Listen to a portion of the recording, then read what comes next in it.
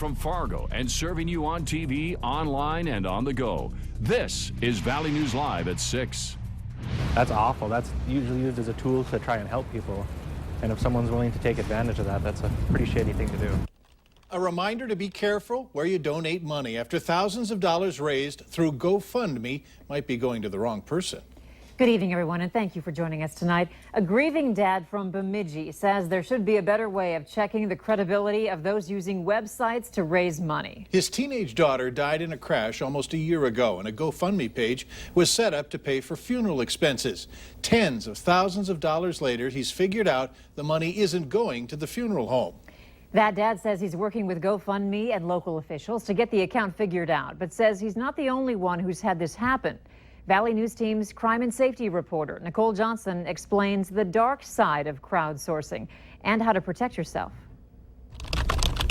Mission trips, hospital bills, or memorials. GoFundMe has helped millions of people raise billions of dollars.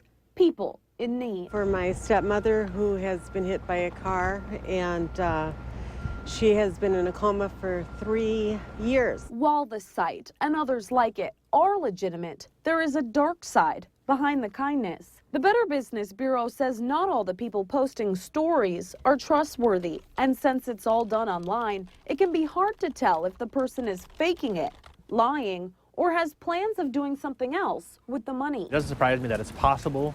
You always hope it doesn't happen, but I'm sure there's people who would take advantage of people's kindness. A spokesperson for GoFundMe says fraudulent campaigns make up less than 1/10 of 1% of all the ones on the site, but say there are rare occasions where people try and take advantage of others' generosity. In those cases, they work with the families to get them their money. And if that's not possible, they make a donation. I'm really tech savvy as far as computers and everything go. But in the end, it really boils down to discernment.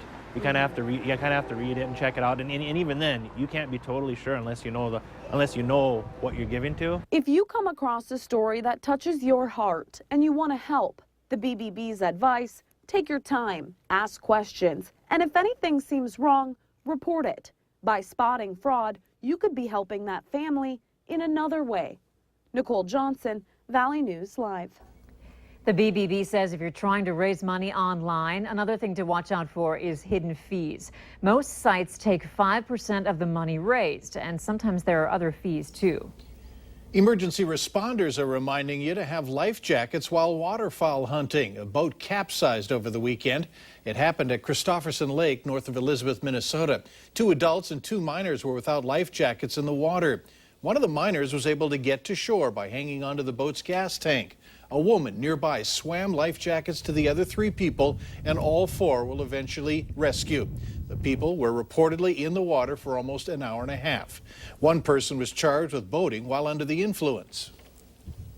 I've been out hunting before and had people shooting right towards us at our decoys because they're a little intoxicated and didn't realize they weren't ducks. So that concerns me.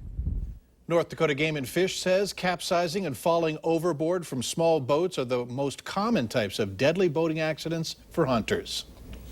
Still having to deal with the wind around here, which is surely knocking a few leaves to the ground. Hutch, will it be easing up tonight? Well, it does look like after sunset we'll see these wind speeds die down a bit, but believe it or not, we had gusts well over 40 miles per hour for many across the valley, a lot of 30+ mile per hour gusts elsewhere. The clouds and showers continue in the Arrowhead of Minnesota, where temperatures are only in the 50s, 60s here in the Southern Valley. For a breezy but cool evening, we'll spend most of it in the 50s. Cooling quickly overnight. Some areas have to be concerned about the possibility of frost out there, mainly out to the west. I'll have details on when our next chance or best chance of frosty weather is here in the Red River Valley in just a moment. All right, thanks, Hutch. You bet. And of course, remember, you can stay up to date on the weather conditions where you are anytime on your smartphone or tablet. Just download the Storm Team weather app to get the latest weather conditions and even follow the radar live. Search VNL Weather in the App Store. A man was treated for minor injuries today after the semi he was driving was hit by a train. It happened mid-morning near Dwight, North Dakota.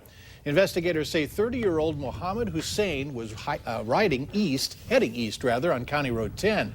Hussein saw the train as he approached the railroad crossing but couldn't stop in time before the semi was hit.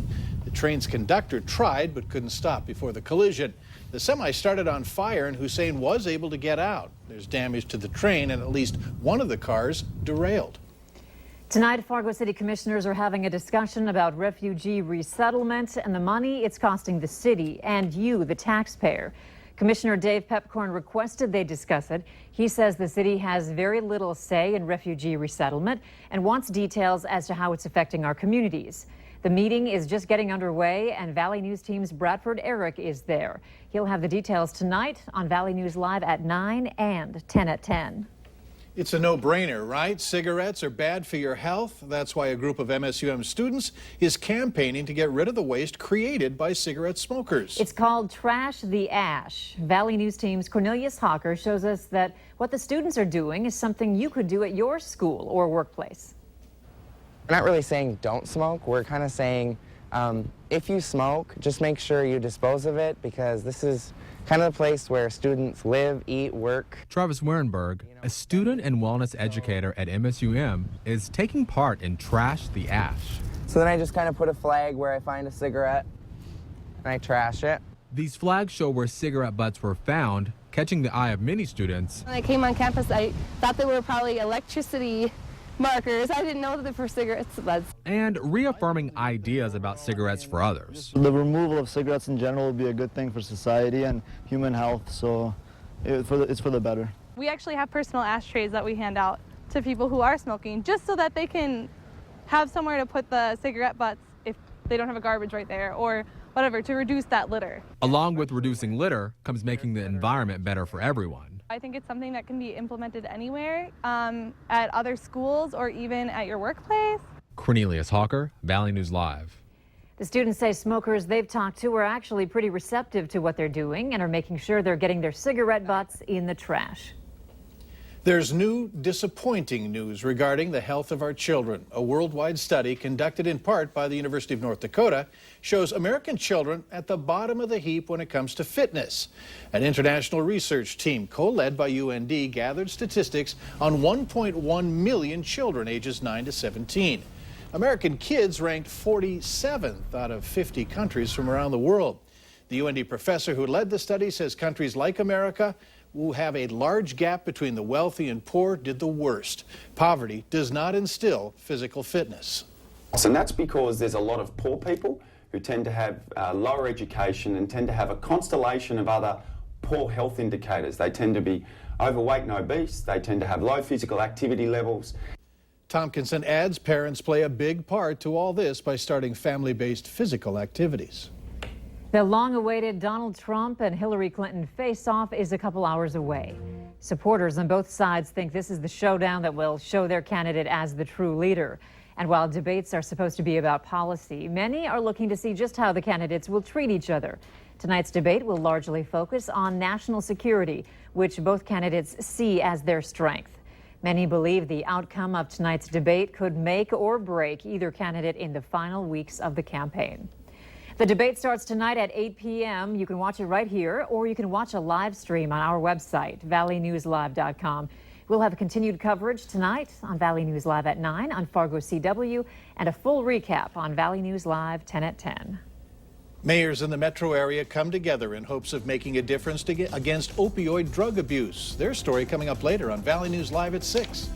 And a very sunny and clear day outside, but the air was certainly in a hurry. Looking at our almanac temperatures, we're on the cool side as we went through the day. Grand Forks, well above average for this time of the year as far as rainfall goes. We'll have details on any rain and frost in your forecast next. You're watching Valley News Live on TV, online, and on the go.